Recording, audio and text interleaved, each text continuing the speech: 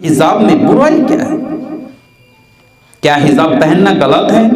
क्या हिजाब दिल से विश्वास करके एक बात कहता हूँ कि किसी का धर्म बुराई नहीं सिखाता है, किसी का धर्म आपस में लड़ने की बात नहीं सिखाता है, किसी का धर्म दंगाई का बात नहीं सिखाता है। और जो इस तरह की बात सिखाता है हमें लगता है कि वो किसी धर्म से जुड़ा हुआ नहीं। एक शांति का नाम है और शांति हर धर्म का लोग चाहते हैं। धर्म है, कोई धर्म का लोग नहीं कहेगा कि हमें शांति नहीं चाहिए, कोई धर्म का लोग नहीं कहेगा कि हमें अमन में नहीं रहना है। सब कहेगा कि हमें शांति चाहिए, हमें अमन से रहने की चाहिए। से टकराओगे तो चूर चूर हो जाओगे, अल्लाह से ना टकराओ तुम बर्बाद हो जाओगे, क्योंकि अल्लाह सबसे बड़ा है। तुम तो एक कीड़ा मकोड़े के तरह हो, तुम तो एक च्यूटी के तरह हो, तुम तो एक चींटी के तरह हो, और तुम अल्लाह से पंगा लेते हो, अल्लाह से तुम चैलेंज लेते हो।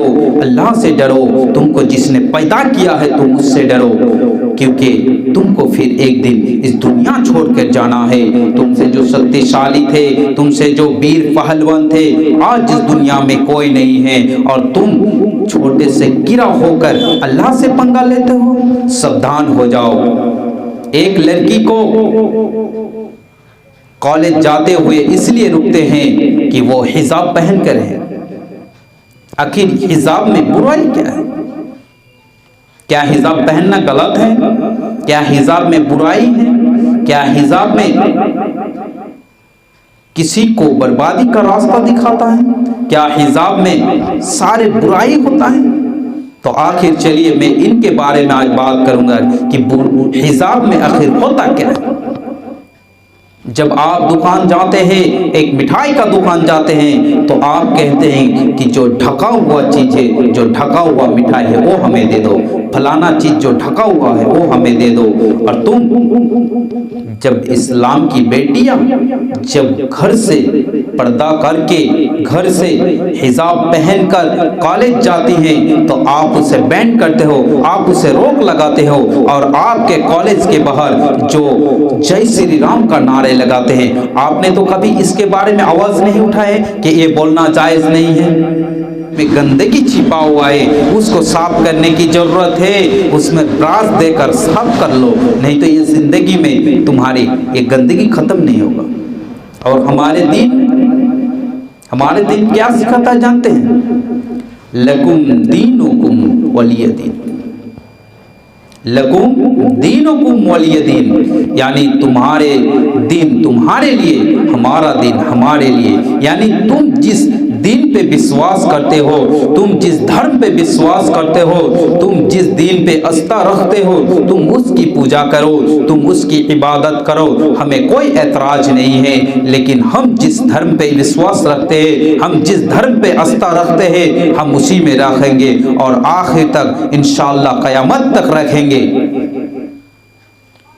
इस्लाम एक शांति